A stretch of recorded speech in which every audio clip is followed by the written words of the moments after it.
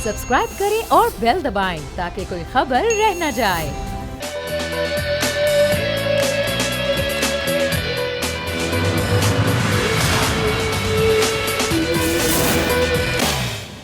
अस्सलामुअलैकुम। प्रोग्राम में मैं सुमैया रिजवान आपको खुश आमदीद कहती हूँ। नाज़रीन, बड़ी खबर आज की आ गई और साबिक़ वज़ीर आज़म शाहिद खान अब्बासी को नैब ने LNG केस में गिरफ्तार कर लिया। आज उनको पेश होने का हुक्म दिया गया था। इससे कबल भी वो कई मरतबा पेश हुए, कई मरतबा उन्होंने तारीख आगे बढ़ाने की बात भी की, लेकिन LNG केस में अब उन्हें गिरफ्तार किया गया तो जो वारंट गिरफ्तारी जिसकी फ़ोटो कॉपी दिखाई गई, जो कि मरियम औरंगज़ेब की गुफ्तगू भी अभी आपने सुनी, उस फ़ोटो कॉपी पर 16 जुलाई की तारीख दर्ज है। इस पर नैब का ये कहना है कि आज की जो गिरफ्तारी है वो पेशी के हवाले से उसका कोई ताल्लुक़ नहीं है, यानी ये गिरफ्तारी प्लान थी।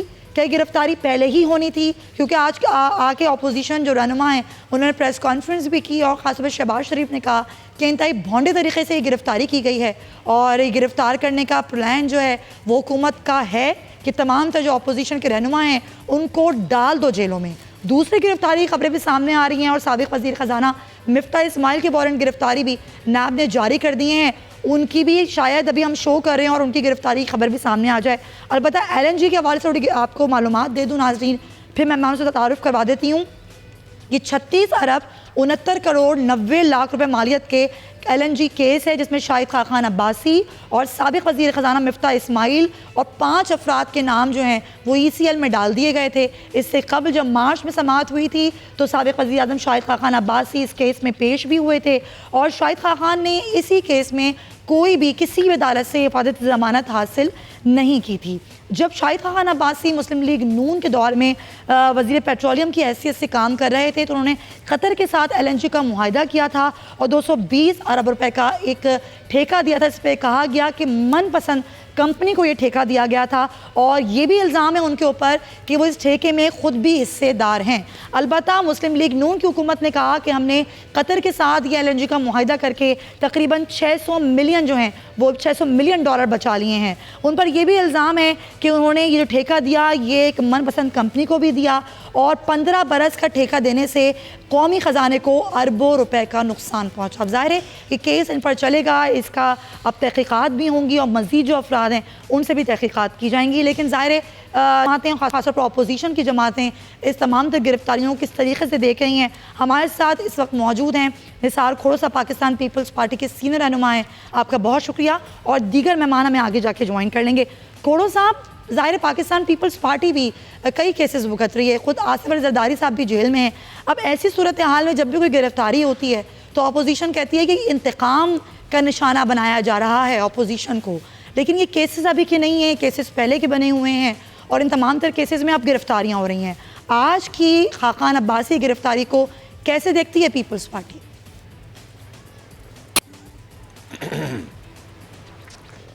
देखें, आसिफ अली ज़रदारी साहब हों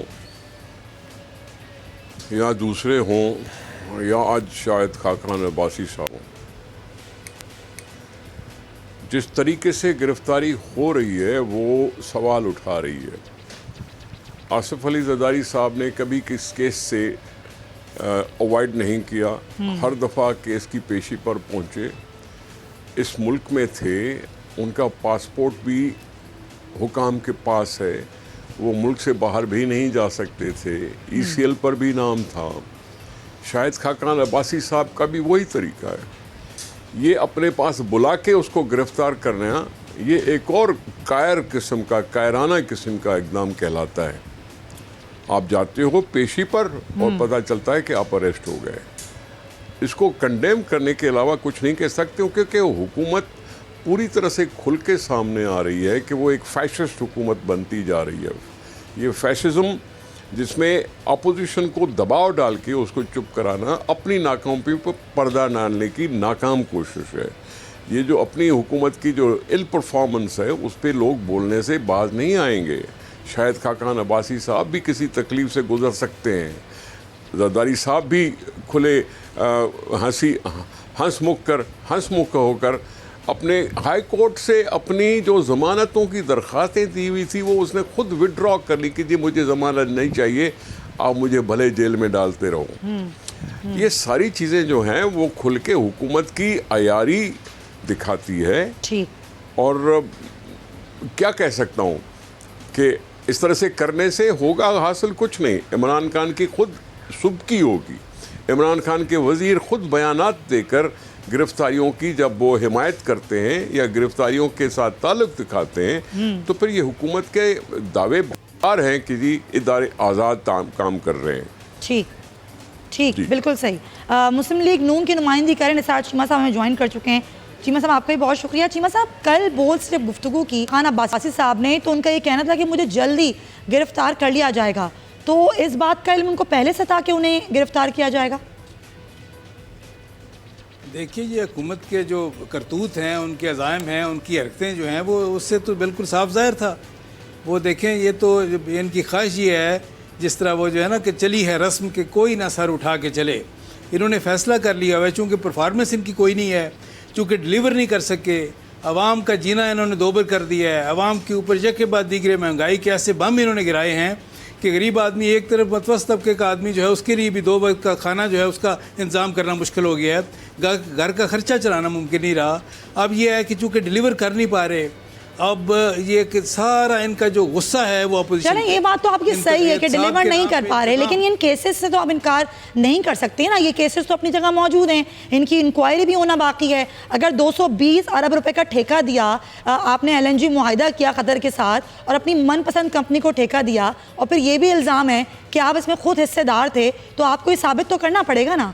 सिर्फ इस बात को कहकर तो आप एक तरफ बरी ज़िम्मा नहीं हो सकते। देखिए, चलें ये बताइए, असूल है एक, देखें हज़ूर सल्लल्लाहु अलैहि वसल्लम का भी इरशाद है, इस्लामी असूल है, एक कानून है कि 99 गुनाहगार छूट जाएं तो इतना बड़ा जुल्म नहीं है जितना एक बेगुनाह को सज़ा मिले, तो ये इतना बड़ा जुल्म है। तो बात यह है कि अगर फ़र्ज़ करें कल को साबित हो कि शायद खाकान अब्बासी साहब बिल्कुल बेगुनाह है, और यकीनन साबित होगा, मुझे पता है कि दयानतदार आदमी है, बिल्कुल उनके साथ साफ़ है, बिल्कुल उनका दामन साफ़ है। कल को जब साबित होगा कि बिल्कुल बेगुनाह है, तो ये सारी जो हरकतें हैं उनको बदनाम करने की, उनके खिलाफ ये सारे जाली केसेस बनाने की, इसका जिम्मेदार कौन होगा और उसको कटहरे में कौन लाएगा? बेगुनाह साबित करने के लिए अपने आप को सबूत भी तो देने पड़ेंगे। जो बेगुनाह, क्या वो ये सारे सबूत पेश कर सकेंगे कि कौमी ख़जाने को अरबों रुपए का नुकसान नहीं पहुंचा, हमने वाकई कौम के पैसे बचाए थे LNG का मुआहिदा करके? सुन ले, मेरी गुजारिश सुन ले, अगर सबूत हैं तो आप अदालत में पेश करें। ये नैब पे तो हमें कोई एतमाद नहीं है। ये तो देखिए, ये तो बिल्कुल इन्होंने फैसला कर लिया हुआ है। ये मैं कई बार कह चुका हूँ कि एक एस्टैब्लिश्ड लीगल प्रिंसिपल जो है वो तो ये है कि one is presumed to be innocent unless proved otherwise. लेकिन इन्होंने ये असूल उनके अपने हामियों के लिए है, जिनको ये चोर डाकू सब कुछ कहते रहे, अब उनकी सफ़ों में आ गए हैं, पाक साफ हो गए हैं। लेकिन जो मुखालिफ है उनके लिए इनका असूल, इनका और नैब का मुश्तरका असूल ये है कि they are presumed to be guilty unless proved otherwise, और उनको पकड़ के जेल में डाल के इन्वेस्टिगेशन करने के लिए क्या शायद खाकान अब्बासी साहब को जब भी उन्होंने बुलाया क्या वो हाजिर नहीं हुए? क्या जरूरत थी उनको गिरफ्तार करने की? आप सबूत हैं तो आप अदालत में पेश कह रहे हैं कि आज की हाजिरी के साथ गिरफ्तारी का कोई ताल्लुक नहीं है, क्योंकि अगर आप वो पेपर देखें जिसकी फोटोकॉपी कह रही है मरियम औरंगजेब साहिबा, उस पर तो 16 जुलाई की तारीख दर्ज है, तो आज तो 18 जुलाई है, तो उससे तो उसका कोई ताल्लुक नहीं है। नैब खुद कह रहे हैं। देखिए, नैब पे तो एतमाद ही कोई, हम तो कह रहे हैं कि नैब का और हुकूमत का बिल्कुल एक अनहोली अलायंस है। या तो ये सबूत थे तो अदालत में किसी कोर्ट ऑफ लॉ में पेश करते और कोर्ट जो फैसला करती, कोर्ट ऑर्डर करती कि जी बिल्कुल ये है कि ये बड़ी है कि मुस्तनद ये एस्टैब्लिश ये बिल्कुल नाकाबिल तर्जीह शवाहिद आ गए हैं। अब आप कहते हैं गठ जोड़े, हर दौरे हुकूमत में यही कहा जाता रहा कि हुकूमत का और नैब का गठ जोड़े, लेकिन इस नैब के क़वानीन को तब्दील करने की बात ना नून लीग ने की ना पीपल्स पार्टी ने की, और चेयरमैन नैब भी आप लोगों के लगाए हुए हैं। ठीक है, हुकूमती मौक़िफ़ ले लेते हैं। पाकिस्तान तहरीक इंसाफ से फयाज़ हसन चौहान साहब हमारे साथ मौजूद हैं। चौहान साहब, क्या वजह है वुज़रा आके बयान देते हैं कि अब सारी अपोजिशन जेल में होगी ईद से पहले, और एक के बाद एक गिरफ्तारी होती रहती है, फिर अगर इल्ज़ाम ना लगे तो क्या हो आप लोगों के ऊपर? बिस्मिल्लाहिर्रहमानिर्रहीम। देखिए, अभी आपने खुद ये बात कह दी कि चेयरमैन नैब की तैनाती जो है वो शायद खाकान अब्बासी साहब बीइंग प्राइम मिनिस्टर और खुर्शीद शाह साहब बीइंग कायदे हज़ब इख्तिलाफ, इन्होंने जनाब अपॉइंटमेंट की थी। हमने तो अभी तक एक चपड़ासी और नायब कासिद भी जो है वो नैब में भर्ती नहीं किया हमारी हुकूमत ने। की बनाई हुई नैब है और नैब आज़ादाना फैसले कर रही है। हर पॉलिटिकल पार्टी में से जिसके ऊपर करप्शन का इल्ज़ाम है उसके खिलाफ रेफरेंसेस, उसके खिलाफ केसेस, उसकी गिरफ्तारियाँ कर रही है। अब मुझे एक चीज़ बताएं कि शायद खाकान अब्बासी साहब के खिलाफ पूरा केस दायर हुआ है नैब में, 4 दफ़ा उनको बुलाया जाता है, लेकिन वो शायद समझते हैं कि ये आसिफ जरदारी साहब का दौरे हुकूमत है, ये मुफाहमत की सियासत का दौरे हुकूमत है। पिछले माह तो पेश हुए थे, एक मिनट मेरी बात पूरी होने दें। और वो ये समझते रहे कि शायद मैं नहीं भी जाऊंगा तो मुझे कोई पूछेगा नहीं, क्योंकि मुफाहमत की सियासत चल रही है। लेकिन ये उनकी गलतफहमी थी, ये मुफाहमत की सियासत का दौर नहीं है। चौहान साहब, आपकी खिदमत में अर्ज है, नैब कह रहा है आज की पेशी से गिरफ्तारी का कोई ताल्लुक ही नहीं है। क्या कहा आपने? नैब का कहना है आज की पेशी से गिरफ्तारी का कोई ताल्लुक ही नहीं है। भाई मैं ना नैब का स्पोक्स पर्सन हूँ, ना आप नैब की स्पोक्स पर्सन है। नैब का अपना तरीक़ाकार है। 4 दफ़ा नैब ने बुलाया, जो हम टीवी चैनल्स में देख रहे हैं, जो हमें पता है कि 4 दफ़ा उनको बुलाया गया, 4 दफ़ा उन्होंने आने से इनकार कर दिया। वो पंजाबी में कहते हैं कि अथोवी तो पलथोवी, उर्दू में कहते हैं चोरी और ऊपर से सीना जोरी। अब ये साहब बहादुर वो हैं जिन्होंने सैफुर रहमान के साथ मिलके, कि जो नवाज शरीफ साहब के राइट हैंड है पिछले 20-25 साल से, जो इस वक्त कतर में होते हैं, उनके साथ मिलके नवाज शरीफ और शहबाज शरीफ का फ्रंटमैन बन के LNG के जनाब ठेकों में करोड़ों अरबों डॉलर की जो है ना वो लूटमार की है। उसका केस चल रहा है, उसमें अब इनको बुलाया जाए तो ये आने को तैयार नहीं होते, तो फिर बताएं नैब क्या करे। लेकिन ये जो इल्जाम लगता है हुकूमत और नैब का गठजोड़ है, ये तासुर कैसे खत्म करेंगे आप लोग? अब देखो, चोर को पकड़ेंगे तो चोर ये तो नहीं कहेगा कि जनाब मैं चोर हूँ, वो तो यही कहेगा मैं बेगुनाह हूँ।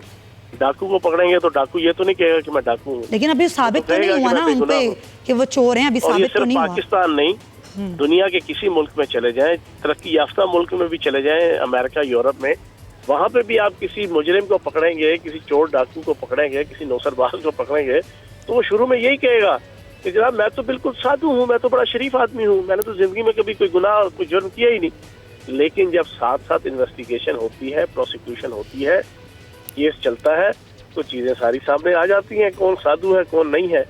अगर ये बेगुनाह होते तो फिर इन्हें चाहिए था कि 4 दफा क्यों ये भागे, क्यों भगोड़े हुए, चले जाते, जाके सारे फैक्ट्स एंड फिगर्स डॉक्यूमेंटेड जनाब शक्ल में उनके हवाले कर देते कि भाई मैं तो बिल्कुल शरीफ आदमी हूँ, मैं तो बड़ा जनाब साफ सुथरा आदमी हूँ, मैंने कोई किसी किस्म की करप्शन नहीं की। लेकिन ये 4 दफा भाग गए, अब पकड़े गए हैं। वो कहते हैं बकरे की माँ कब तक खैर मनाएगी, कभी तो छुरी के नीचे आएगी। तो कितनी गिरफ्तारियां और होना बाकी हैं चौहान साहब? अब मैं बताऊंगा तो फिर आप जना ये स्लाइड चलाना शुरू हो जाएंगी जनाब, पहले से पता था जना।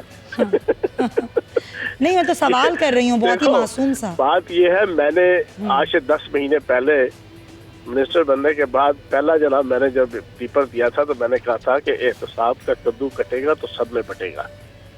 हर पॉलिटिकल पार्टी, हर पॉलिटिकल जो ग्रोह है, जिसने भी करप्शन की है, इस मुल्क को लूटा है, उसका बेलाग और बेबाक एहतसाब होगा, चाहे वो जिस मर्जी पॉलिटिकल पार्टी से ताल्लुक हो। बिल्कुल बिल्कुल, ये बात आपने कही। तो बहुत सारे लोग हुकूमत में भी हैं जिनके खिलाफ केसेस हैं, उनकी गिरफ्तारियां क्यों नहीं होती? अलीम खान साहब के खिलाफ केस चल रहा है ना, सत्तान साहब के खिलाफ केस चल रहा है ना, परवेज खटक साहब के खिलाफ भी जनाब केस चल रहा है ना। लेकिन गिरफ्तारी नहीं होती है। ऑपोजिशन का ये गिला है कि गिरफ्तारी उनकी नहीं होती। तो गिरफ्तारी क्या, वो अलीम खान साहब अंदर क्या जना, एक अलीम खान साहब ही, बिल्कुल एक अलीम खान साहब ही, उसके अलावा खान साहब अंदर क्या जना किस खाते में है? तो वो तो अपोजिशन कहती है कि उनको तो किया इसीलिए गया ताकि हमारी जुबान बंद करवा सकें। पॉलिटिकल पार्टी से भी ताल्लुक रखता है, अगर उस पर इल्जाम होगा तो नैब को आज़ादी हासिल है, नैब के ऊपर कोई प्रेशर नहीं है। वज़ीर-ए-आज़म पाकिस्तान का भी, हुकूमत पाकिस्तान का भी कोई प्रेशर नहीं है। ठीक है, चलें, ठीक है, बहुत शुक्रिया। खोड़ो साहब, आपने गुफ्तगू सुनी, चौहान साहब कहते हैं कोई प्रेशर नहीं है, नैब आज़ाद है अपने फैसलों में। अगर आज़ाद होता तो फिर नैब का ये कहना कि हमारे पास हुकूमती मेंबरान के जितने केसेस हैं, अगर हम उनको खोलें तो हुकूमत 10 दिन में ख़त्म हो जाएगी, और फिर हुकूमती अरकान पर कुछ कार्रवाई न होने का क्या सबब है? क्या सबब है कि नैब के चेयरमैन को फिर कहीं न कहीं से कोई तरदीद नहीं आई, कोई करेक्शन नहीं हुई? मैं उस पर क्यों ना समझूं कि ये यकतरफा कार्रवाई हो रही है, चाहे नैब अपने आप कर रहा है या किसी के कहने पे कर रहा है। वो नैब का वो जो एक प्रेस रिलीज थी या इंटरव्यू था या जो कुछ भी था, जिसमें इशारा किया गया कि हुकूमती लोगों के इतने केसेस हैं कि हम 10 मिनट में हुकूमत ख़त्म हो जाएगी अगर हम चलाना शुरू करेंगे। उसका कहाँ है जवाब? उसका गुम क्यों हो गया? वो उसकी प्रेस रिलीज के बाद ख़त्म क्यों हो गई बात? ये खुल के क्यों बात नहीं आई कि कौन कौन से लोग हैं जिनके केसेस हैं और क्या उन पर क्यों एक्शन नहीं हो रहा?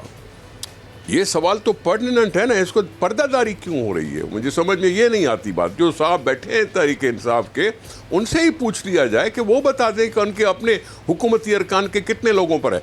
मैं कह रहा हूं कि भाई अगर कोई इन्वेस्टिगेशन के सामने आ रहा है, इन्वेस्टिगेशन हो रही है, कोऑपरेट कर रहा है इन्वेस्टिगेशन के लिए, तो फिर उसको गिरफ्तार करने की क्या ज़रूरत है? क्योंकि इस इन्वेस्टिगेशन के बाद तो फिर रेफरेंस आएगा, रेफरेंस केस चलेगा, केस के बाद सज़ा होती है या बरी हो जाता है।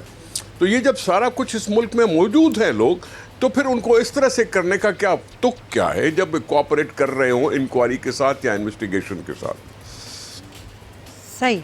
खोड़ो साहब, बिलावल भुट्टो ने इस बात का इंदिया दिया था कि वो बात करेंगे कौमी असम्बली में नैब के क़वानीन के हवाले से, और नैब के क़वानीन के हवाले से हुकूमत से ही बातचीत की जाएगी। उसका क्या हुआ?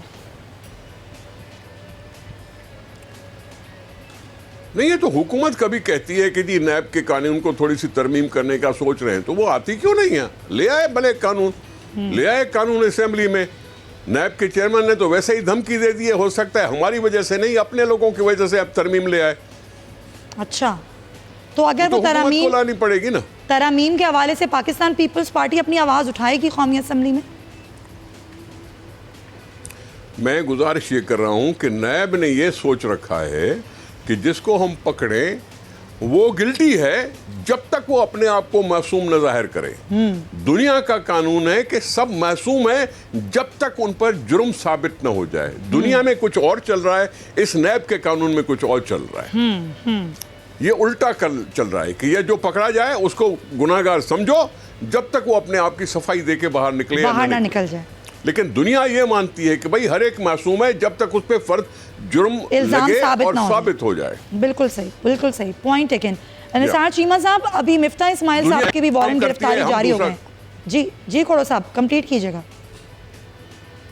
किसके? आप कुछ कहना चाह रहे हैं खोड़ो साहब? किसके ऑर्डर जारी हो गए? मिफ्ता इस्माइल के ऑर्डर जारी हो गए सर, उनके भी वारंट गिरफ्तारी जारी हो गए। किसके? मिफ्ता इस्माइल के, साबिक वजीर खजाना। मिफ्ता इस्माइल, अच्छा अच्छा, उसने उस बेचारे ने एक दफा बजट पेश की थी तो वो भी जुर्म हो गया। अच्छा ठीक है, चलें ब्रेक से वापस आते हैं और चीमा साहब का भी टेक लेते हैं इस पर कि नैब का ये कहना है कि रुपोश हो गए हैं, उनका मोबाइल फ़ोन भी बंद है, अब उनकी गिरफ्तारी के लिए या छापे मारे जा रहे हैं, क्या किया जा रहा है, क्या राबता है मुस्लिम लीग नून का मिफ्ता इस्माइल से, इस पर बात करेंगे इस ब्रेक के बाद। स्टे विद अस।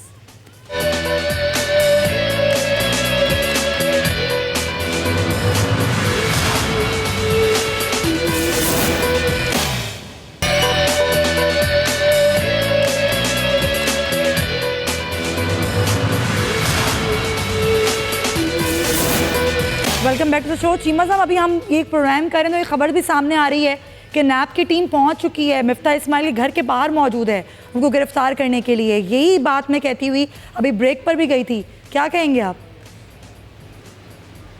देखिए, मैं तो पहले गुजारिश कर रहा था कि इनकी ख्वाहिश तो ये है कि पूरी की पूरी अपोजिशन जो है उनको गिरफ्तार किया जाए, उनको पाबंद सलासिल किया जाए, यानी वही कोई शख्स यहाँ नज़र ना आए जो हमें अपोज करता हो, जो हक की बात करता हो, जो इनके करतूतों को चैलेंज करने वाला हो। देखिए, मैं अभी ये हमारे छोटे भाई फयाजुल हसन चौहान साहब मेरी बात सुन रहे हैं? नहीं, फयाज साहब हमारे साथ कॉल पे थे, वो जा चुके हैं। अच्छा, जा चुके हैं। अच्छा, चलें देखें, बात ये है कि ये शाहिद खाकान अबाई साहब के मामले में जो मेन कंप्लेनेंट हैं वो मौजूदा वज़ीर रेलवे हैं शेख रशीद साहब। जी जी जी। अब सच्ची बात ये है कि ये मैं चौहान साहब से पूछना चाहता था, ये जानते हैं उनको, शेख साहब को भी जानते हैं, शाहिद खाकान अबाई साहब को भी जानते हैं।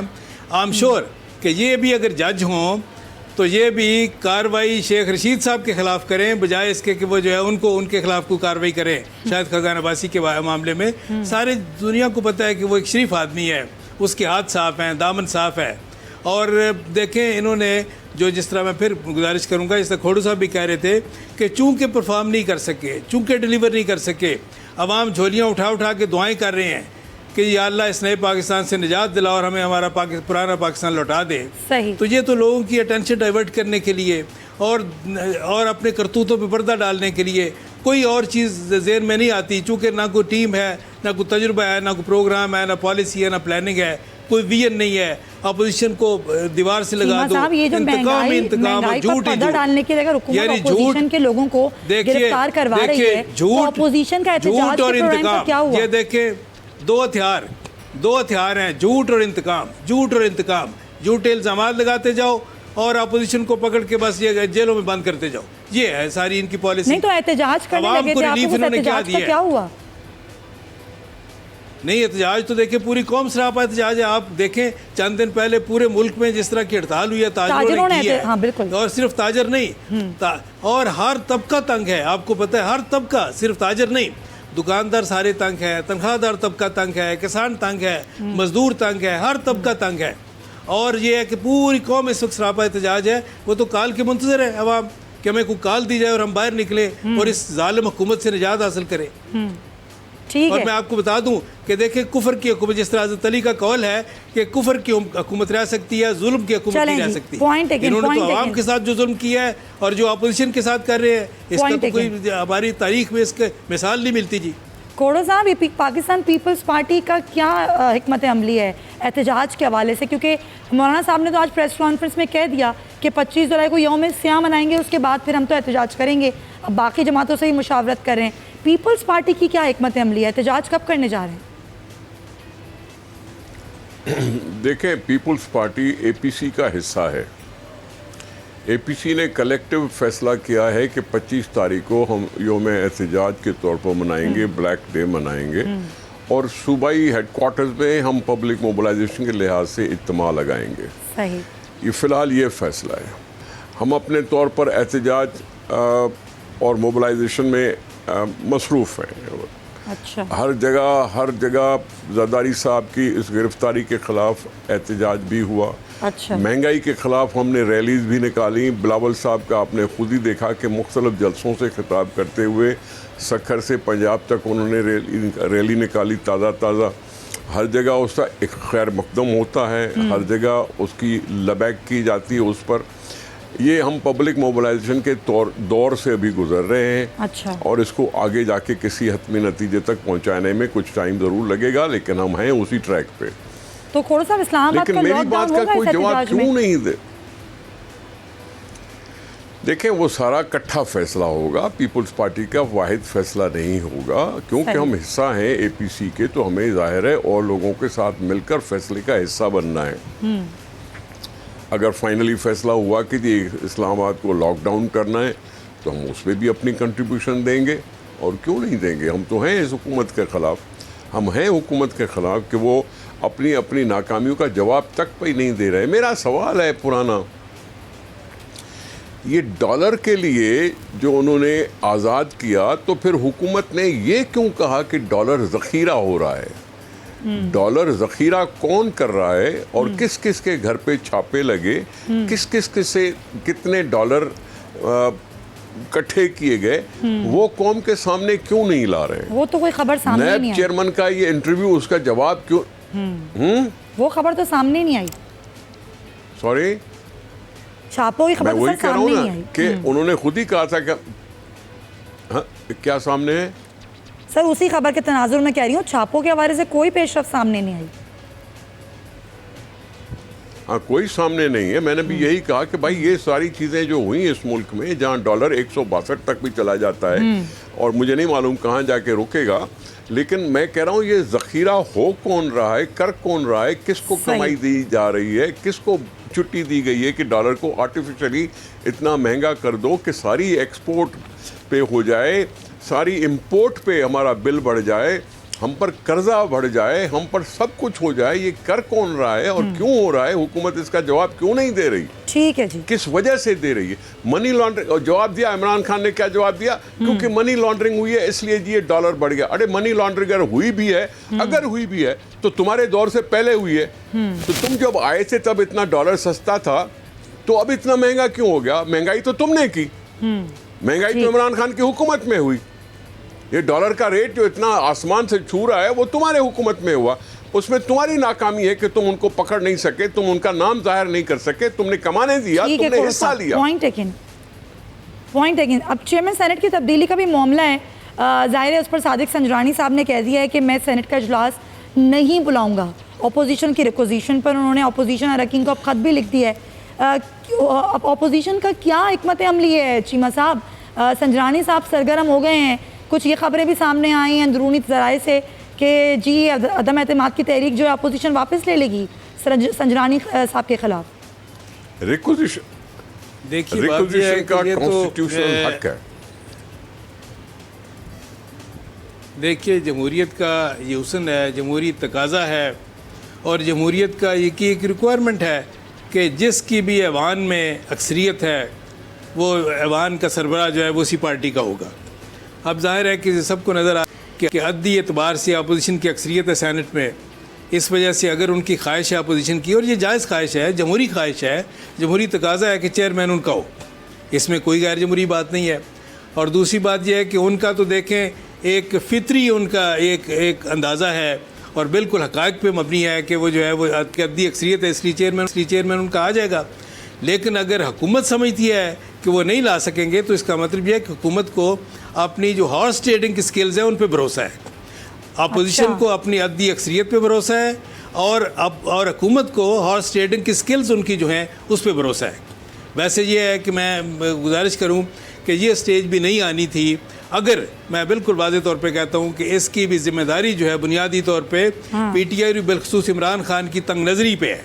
ये सारी जिम्मेदारी जो है इमरान खान की तंग नज़री पे है। जिस तरह उन्होंने 10-11 महीने में जिस तंग नज़री का मुजाहरा किया है, जिस तरह अपोजिशन को दीवार के साथ लगाने की कोशिश की है, जिस तरह उनका नातका बंद करने की कोशिश की है, जिस तरह एहतसाब के नाम पे बदतरीन इंतकाम की रवायत डाली है, ये सारे जो है वो उसी का नताइज है। जी खोड़ो साहब, ज़ाहिर है अब आप बता दें कि क्या मामला है ये हॉर्स ट्रेडिंग के मामले में पाकिस्तान पीपल्स पार्टी का क्या मौक़िफ़ है? वाकई हॉर्स ट्रेडिंग हो रही है? देखें साहब, इमरान खान सीखे हुए हैं जनरल मुशर्रफ से। जनरल मुशर्रफ ने भी इसी तरह से हॉर्स ट्रेडिंग करके जमाली साहब को वज़ीर आज़म बनाया था और फिर शौकत अजीज़ को बनाया था। उस वक़्त इमरान खान मुशर्रफ के हिमायती थे, हामी थे, उसके कैंपेनर थे, उसकी गैर कानूनी गैर आइनी रेफरेंडम के रूहे रवां थे। अब वही तरीका इसके लिए भी आजमाया जा रहा है। संजरानी साहब भी हॉर्स ट्रेडिंग के जरिए आए थे। देखा कि कौमी असेंबली देखें, हाँ संजरानी साहब भी हॉर्स ट्रेडिंग के जरिए आए थे। क्या जी? मैं यही अर्ज कर रहा हूँ कि इमरान खान को कौमी असेंबली में मेजॉरिटी नहीं थी, उनको दूसरे लोग मेंबर लाके दे दिए गए थे, उनकी मेजॉरिटी नहीं थी, कोई ना कोई इंटरफेरेंस हुआ। अच्छा। किसी ने कहा कि जहाज में ब्रीफ केस लेके जा रहे हैं। अच्छा। ये इसी तरह से हुआ जैसे पहले हुआ था 2002 में। सही। ये सीधी सी बात है, इमरान खान को कौमी असेंबली में अक्सरियत नहीं थी। सही सही। अब जब अक्सरियत नहीं है तो कोई और लोगों को मिलाया जाता है ना। मिलाने वाले कौन है जिसकी वजह से हम उसको। बिल्कुल सही पॉइंट। लेकिन प्रोग्राम का वक्त खत्म हो गया। निसार खोड़ो साहब बहुत शुक्रिया आपका। निसार चीमा साहब आपका भी बहुत शुक्रिया। नाज़रीन यही कहना चाहेंगे कि भाई गिरफ्तारियां जो भी हो रही हैं, अगर वाक़ईतन हुकूमत ये कहती है कि हुकूमत का हाथ नहीं है, नैब जो है वो जानिबदार दायरा है, तो इस तासुर को ख़त्म करने की भी ज़रूरत है और वज़रा को भी अपने बयानात पर भी गौर करने की ज़रूरत है। इसी नोट के साथ प्रोग्राम का वक्त ख़त्म होता है। इंशाल्लाह आपसे होगी फिर मुलाकात। जब तक के लिए अल्लाह हाफ़िज़।